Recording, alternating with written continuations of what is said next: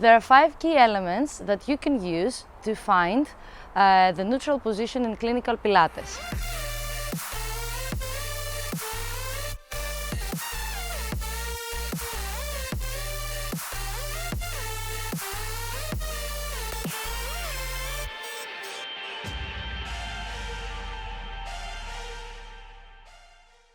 It's really important to know how to find your neutral position when you're exercising with the Pilates techniques, because that can help you to engage your core muscles in the right way, okay? And also reduce any back pains that you may have. So let's go and have a look how you can use and find those 5 key elements. Before we start with our exercises, it's really important to learn how to find your neutral position.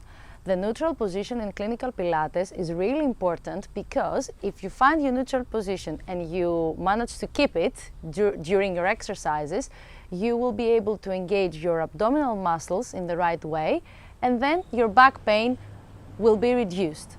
So, there are 5 key elements that you can use to find your neutral position.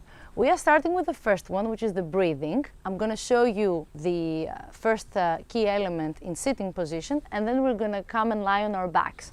So you take your hands, you put them on your rib cage, and as you breathe in, you're going to feel your rib cage expanding, and as you breathe out, your rib cage will come back into place. So in other words, when you will breathe in, expanding the rib cage will result to having your fingers coming apart, and when you breathe out, your fingers will come together. So let's do it. Breathe in, breathe out. Relax your shoulders and make sure that you're breathing with the lower part of your rib cage.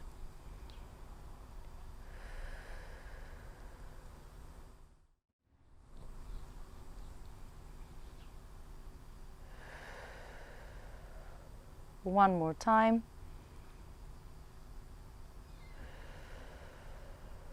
And relax. Let's come, lie on our back and do the same thing. So we have our legs open, hip distance apart, your shoulders relaxed. You're putting your arms resting on your rib cage, and we're gonna breathe in and breathe out. Breathe in, expanding the rib cage. Breathe out. Rib cage is relaxed. So let's do it 2 more times.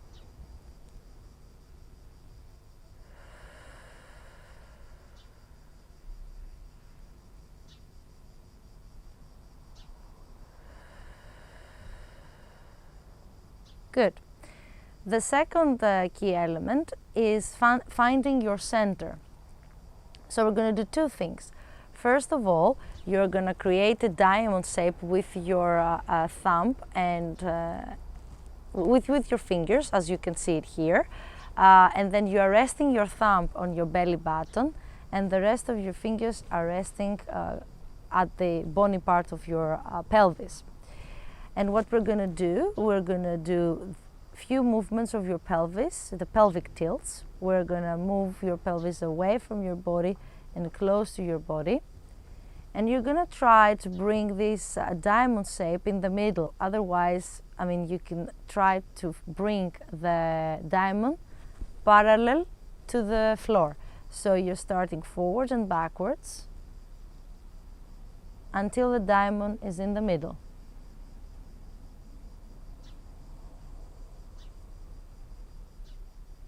Good. And then you're opening the rib cage, resting the fingers across the bony parts of your pelvis. And what we're going to do, we're going to start engaging our core. So you're going to breathe in, sending the air on the lower part of your belly. And as you breathe out, as you can see, belly goes in. So, other words, when you breathe out, imagine like you're wearing a corset and you are tightening the corset 1-2 inches. Not a lot, 1-2 inches. So let's do it again. You're going to breathe in, breathe out, tightening the corset, but gently, not forced, because if you force yourself, then you're going to have spasms on your body, and you will result with having more back pain. So let's do a few breathing so that we can understand it. So you breathe in, sending the air on your lower belly. Breathe out, belly goes in. Good, let's do it 2 more.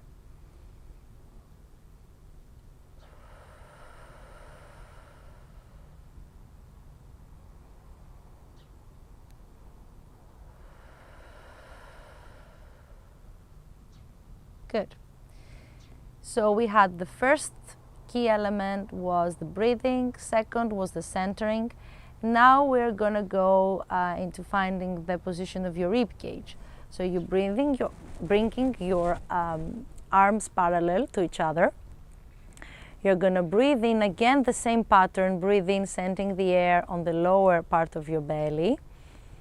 And as you breathe out and belly goes in, you are lowering, you're bringing your arms back. Now, what we want to achieve here is to keep your rib cage on the floor. We don't want to lift your rib cage, because if that happens, then the rib cage is flaring, and then I have hyperextension of my low back. In other words, we're going to end up having a lordosis.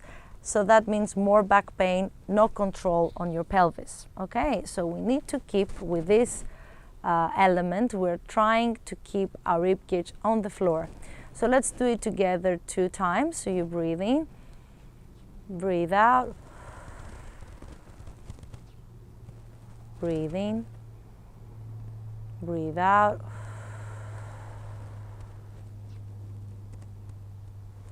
Yeah, let's do 1 more. Breathe out and relax your arms on your side. The 4th key element is the position of your shoulder blades.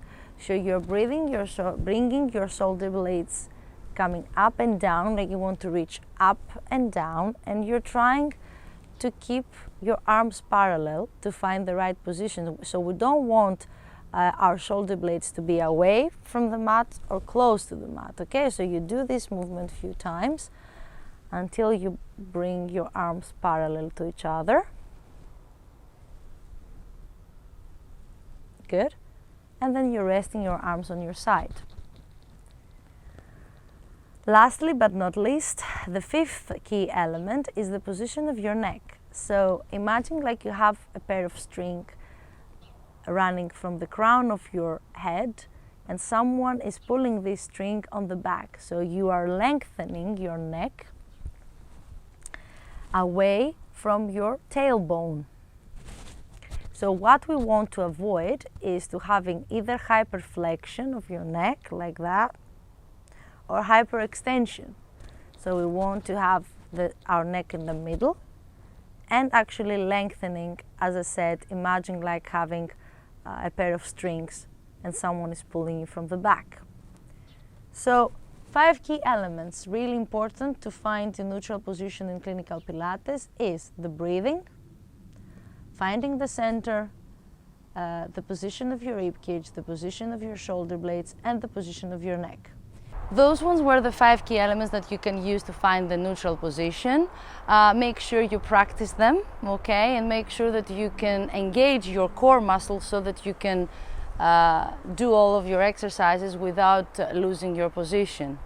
If you liked our video, make sure that you press like and stay tuned for any new videos that we'll have available. Also, check our new series that are available for you for either pregnancy or if you are suffering from low back pain.